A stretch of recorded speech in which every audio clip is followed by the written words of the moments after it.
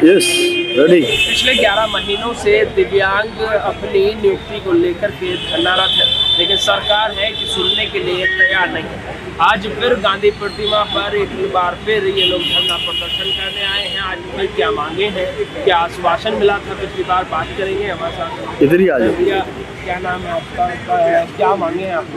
मेरा नाम कन्या श्रीवास्तव है। मैं प्रदेश रखता हूँ दिव्यांग महागठबंधन से और प्रदेश महासचिव हूँ कांग्रेस से। हम लोग लगातार 11 महीने से संघर्ष कर रहे हैं और लगातार सरकार के सामने अपने 14 सूत्री मांगों को लेकर ज्ञापन दे रहे हैं।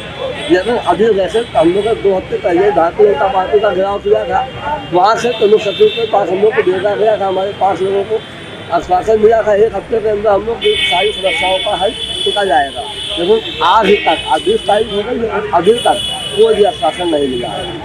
क्या कहना है वहाँ से? तो अभी हाल ही में प्रमुख सचिव से मुलाकात की, आप लोगों ने मांग की कि नहीं कोई बात की है, तो वहाँ से क्या आश्वासन मिला? जैसे मुख्यमंत्री आजकल लगा वर्तमान सरकार की बात है तो ये गूंगे बहरे खाकर अंधे भी हो गए हैं, उनको विकलांगों का दर्द नहीं दिखता है। विधानसभा का सत्र चल रहा है, उसके बावजूद हम लोग का कोई भी मुद्दा विधानसभा में नहीं उठाया गया है।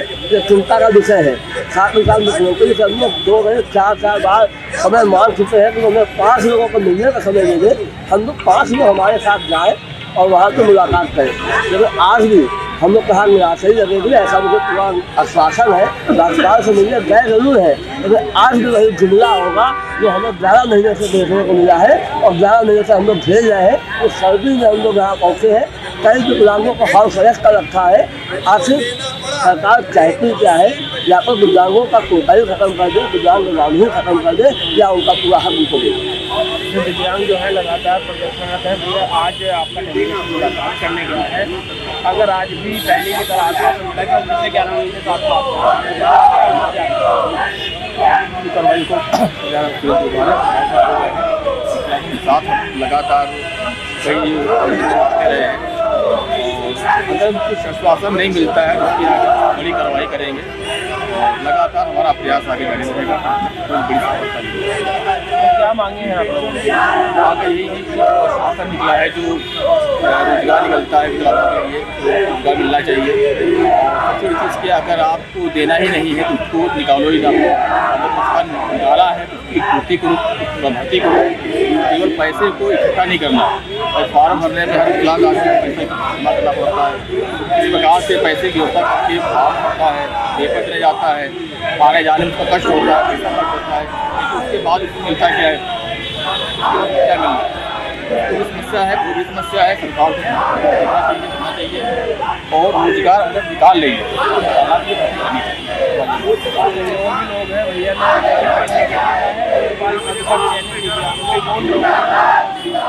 क्या मांगे आप लोग आए हैं पिछले 11 महीने से?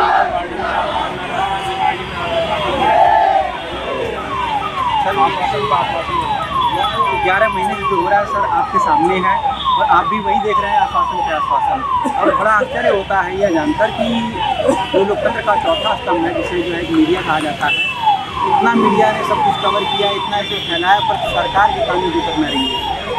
हमारे मीडिया कर्मी चाहे यहाँ लखनऊ के जितने एक मीडिया कर्मी को पता है हमारी वास्तव में वो कह रहा है हम लोग के साथ लेखपाल भर्ती में हम लोग का एग्ज़ाम लिया गया और हमारी सीट थी वहाँ पे और एग्ज़ाम लिया गया और उस सीट को भरा नहीं और खाली छोड़ और यह बताकर खाली छोड़ दी कि आप अयोग्य हो।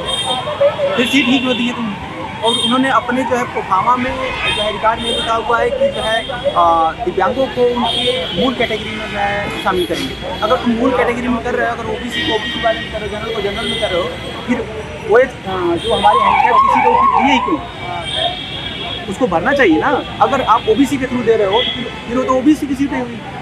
तो अगर ओएच की सीट अगर आप दे रहे हो तो ओएच की अलग मेरिट बननी चाहिए और ओएच की इन्होंने अलग मेरिट नहीं बनाई। इसी की लड़ाई हम लड़ रहे हैं ताकि जो है कि हमारी अलग की मेरिट बना के और हमें जो है शामिल किया जाए। अच्छा, आज भी आपका डेलीगेशन मुलाकात करने गया था, अगर आज भी आश्वासन मिला तो आगे आप आगे का सर ये कि सर अब तक 11 महीने बहुत झेल लिया हमने और प्रशासन हर बार हमें जो है कि लॉलीपॉप देकर और जो है कि आश्वासन देकर छूटा रहा। अब थोड़ा एग्रेसिव होना पड़ेगा सर। हमने ठान लिया कि थोड़ा एग्रेसिव हुआ जाएगा, क्योंकि वो कहते हैं कि बिना रोए बच्चे को माँ भी दूध नहीं खिलाती है और हमने यह समझ लिया है कि ये गवर्नमेंट जो है बहरी है उसको सुनाई नहीं देता, किसी का दुख दर्द कुछ नहीं समझ में आता। और जो है कि हमें कठिन जो है कि पद लेने पड़ेंगे, कदम लेने पड़ेंगे सर। बहुत लोग हैं यहाँ पर, आप देख सकते हैं तस्वीरों के माध्यम से जो अभी यहाँ पर। देखिए, मैं बात कर लेता हूँ। क्या कहेंगे? ये मुद्दा ये है कि कुछ भ्रष्ट अधिकारियों ने कमरे में बैठ के तय कर लिया कि कौन विकलांग क्या कर सकता है बिना उनकी कार्य क्षमता जाने हुए। अब ये बात हो रही है लेखपाल परीक्षा की। कुछ इसमें लेखपाल परीक्षा के हैं और कुछ इसमें जो स्टाफ नर्स की जो लिए होता है ना, उसके लिए आए हुए हैं। कुछ बाकी विकलांगों के पेंशन के लिए 5000 भर्ती के लिए आए हैं। कुछ आए हैं जिसमें विकलांगों के लिए एक दुकान की व्यवस्था की जाए, जहाँ कहीं चौराहे पे या कहीं भी अंडर पासिंग हो, ताकि उनको एक रोजगार का साधन कराया जा सके। तो बात करते हैं लेखपाल मुद्दे से, शुरुआत करते हैं। लेखपाल मुद्दे में कुछ भ्रष्ट अधिकारियों ने ये कमरे में बैठ के सोच लिया कि कौन कार्य कर सकता है, कौन कार्य नहीं कर सकता है, और उन्होंने इसी बेस पे उनके इस भ्रष्ट काम की वजह से दिव्यांगों का आरक्षण ही खत्म खतरे पे हो गया। आप 100 सीट निकालते हो, जिसके लिए 4200 लड़के बुलाते हो। सोचिए कि 309 सीटें हैं और उसके लिए आप बुला रहे हो 4500 के ऊपर बुला रहे हो लगभग, और उसमें से आप केवल 38% सीटें भर पाते हो और 62% सीटें खाली रह जाती है। मतलब 128 सीट खाली रह जाती है। ये पॉलिसी कैसे बनाई गई, किस तरह से बनाई गई, पे संदेह उठता है। तो ये पॉलिसी मेकर की सबसे बड़ी गलती थी, न कि दिव्यांगों की गलती थी। सीट खाली है, डॉक्यूमेंट वेरिफिकेशन हो चुका है और उसके बाद उनको ज्वाइनिंग का, नियुक्ति पत्र का लेटर नहीं दिया जा रहा है। अच्छा, पिछले 11 महीने से लगातार आपको आश्वासन मिल रहा था, आपको जो है प्रमुख सचिव के लिए आप लोगों ने मुलाकात की, लगातार आश्वासन मिल रहे हैं कि मैं बात करूं कि हम लोगों ने किस मंत्री के यहाँ नहीं गए। स्वयं मैं यूपी में लखनऊ में ही जनता दरबार में मैं 25 से 26 बार जा चुका हूँ। गोरखपुर जनता दरबार में 15-20 बार जा चुके हैं। हम लोगों ने नरेंद्र कश्यप, जो हम लोग के मंत्री हैं, दिव्यांग मंत्री हैं, सत्यकरण विभाग के मंत्री हैं, उनसे मुलाकात हो चुकी है। सचिवालय में जाके राम रतन जी से और चतुर्वेदी जी से, या राजस्व परिषद के हों अगर अनिल कुमार यादव जी हों या अनिल कुमार हों, जो मुख्य सचिव चेयरमैन हैं, उनसे भी बात हो चुकी है। पर बात यह है कि कोई भी किसी इस मैटर पे निपटारा नहीं कर रहा है। सब लकीर के फ़कीर बने हुए हैं। डॉक्यूमेंट हो चुका है, नियुक्ति के लिए लकीर के फ़कीर बने पड़े हैं। कहते हैं जियो ऑर्डर में नहीं था। अरे आपने गलती की, आपके विभाग से गलती हुई, तो गलती सुधार क्यों नहीं लेते हैं? कहते कि हम लेना चाहते हैं, रिजल्ट जारी कर दो। सीटें खाली है, डॉक्यूमेंट रिव्यू करवा चुके हो, सीटें खाली हैं, तो क्यों उनको आप उनकी नौकरी छीन रहे हैं? इसको लेकर के आपने किसी विपक्ष के जो नेता हैं राहुल गांधी जी से भी बात हुई। इसमें से एक कांग्रेस के जो यहाँ उत्तर प्रदेश के जो वो हैं, कोई अजय राय जी है, उनसे भी बात कही गई है। और अखिलेश यादव जी से भी बात, हमारे कुछ साथीगणों में बात करी गई है। बीजेपी के ब्रजेश पाठक रहे हों या नरेंद्र कश्यप बीजेपी के ही रहे हों मंत्री, उन सब से बात की गई। लेकिन सर, समस्या का समाधान नहीं है। आश्वासन मिल रहा है। सबको पता है कि गलत हुआ है।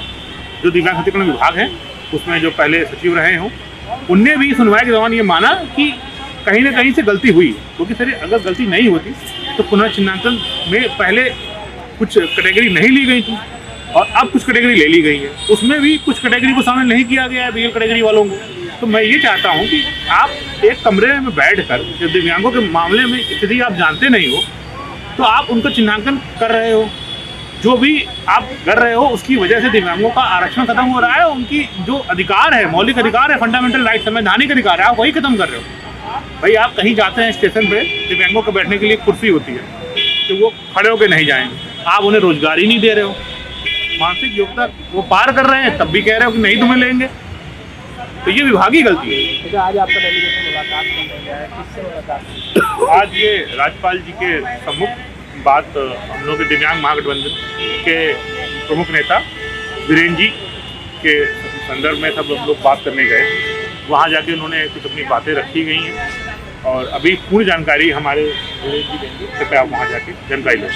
चलिए, ये तमाम लोग थे, इनसे बात की है। अभी फिलहाल जो है ये दिव्यांगों का डेलीगेशन राज्यपाल से मुलाकात करने गया था, उनसे बात करेंगे। आज आपका डेलीगेशन जो है मुलाकात करके आया है, क्या कुछ बात है? सचिव माननीय राज्यपाल जी के श्री प्रकाश गुप्ता जी से मुलाकात हुई है। जिला प्रशासन ने वार्ता कराई है। उन्होंने कहा है कि हम आपकी मांग से सहमत हैं और कोई भी नोटिफिकेशन जारी होने के बाद की चयन प्रक्रिया में कोई बदलाव नहीं किया जा सकता। सुप्रीम कोर्ट का भी आदेश है। तो जो मुख्य सेविका बहनें हैं और देखभाल अभ्यर्थी हैं, इनको जो है नोटिफिकेशन जारी करने के बाद वो पेपर दिलाने के बाद किसी को अक्षम बता करके नौकरी देने से मना किया जा रहा है, किसी को नॉट क्वालिफाइड बता के दिया जा रहा है। जबकि मुख्य सेविका वाले मामले में तो 8 अंक वालों को नौकरी दी जा रही है और 45, 50 और 70 वालों को कह रहा है नॉट क्वालिफाइड। ये सारी चीज़ें हमने बताई है उनको। और सीजनल संग्रामीणों के विनियमितीकरण की नहीं हो पा रहा था, वो भी हमने बताई है। दिव्यांग पेंशन दूसरे स्टेट में 5000 है, ये भी बताई है। 14 सूत्री मांगे हम दे के आए हैं उनसे। उन्होंने आश्वस्त किया है कि हम इस पर जवाब मांगते हैं सरकार से और जल्द ही आपको न्याय दिलाने का प्रयास करेंगे। इनकी लगातार 11 महीने से आप लोग आंदोलन हैं और उसके बाद आश्वासन मिल रहा है। अभी आपने हाल ही में प्रमुख सचिव से भी मुलाकात की थी, लेकिन लगातार जो है वो आश्वासन मिल रहा है। देखिए, मुख्य सचिव से हमने मुलाकात की थी। मुख्य सचिव ने उस समय मुख्य सेविका का मामला नहीं था, केवल लेखपाल का मामला था। उसमें राजस्व परिषद 88 लोगों को नौकरी देने के लिए तैयार हो गया और हम 188 की मांग कर रहे हैं। कुछ इम्प्रूवमेंट हुआ है, लेकिन हम संतुष्ट नहीं हैं। हम सभी की नौकरी की बात कर रहे हैं। 188 जो सीटें हैं, हम उस पर चयन की बात कर रहे हैं। इसलिए जो है काम तो कुछ हुआ है, लेकिन अभी हम संतुष्ट इसलिए नहीं कि सबको नहीं मिल रही नौकरी। कुछ लोगों को दे रहे हैं, कैटेगरी डिसाइड कर रहे हैं। कैटेगरी डिसाइड करना चाहिए विज्ञापन के पहले। विज्ञापन में देना चाहिए कि ये लोग भर सकते हैं फार्म, ये नहीं भर सकते हैं। अब वो फार्म भरने के बाद, पेपर देने के बाद, पेपर में पास होने के बाद आप कह देंगे कि हम अक्षम हैं और हम नॉट क्वालिफाइड हैं, ये कैसे चलेगा? ये तो सरासर अन्याय है। यूपी SSSC आयोग तो बिल्कुल अन्याय पे उतारू है। सारे जो चलन क्रिया के दिव्यांग हैं उनको नौकरियों से वंचित कर रहा। ये नहीं चलेगा। हम प्रोटेस्ट कर रहे हैं, हमारा अधिकार है लोकतंत्र में। हम अपनी बात को उचित माध्यम से कर रहे हैं, धरना प्रदर्शन से कर रहे हैं। एक दिव्यांग जो है अभिषेक सदमे में आत्महत्या कर लिया उसने। कौन जिम्मेदार है? यूपी SSSC आयोग के अधिकारियों के खिलाफ कार्रवाई होनी चाहिए, FIR होनी चाहिए। उनकी वजह से उसने आत्महत्या की, क्योंकि वो पेपर पास होने के बाद नौकरी नहीं दी। ये सब चीज़ें। ठीक, धन्यवाद।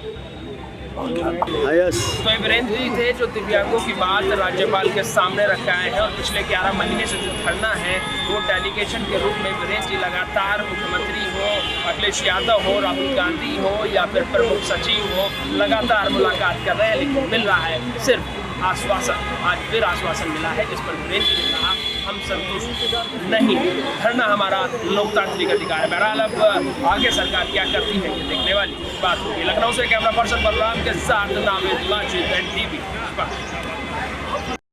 देश विदेश की ताज़ा खबर पाने के लिए हमारे चैनल NTV निष्पक्ष को सब्सक्राइब करें व बेल आइकन दबाना ना भूलें।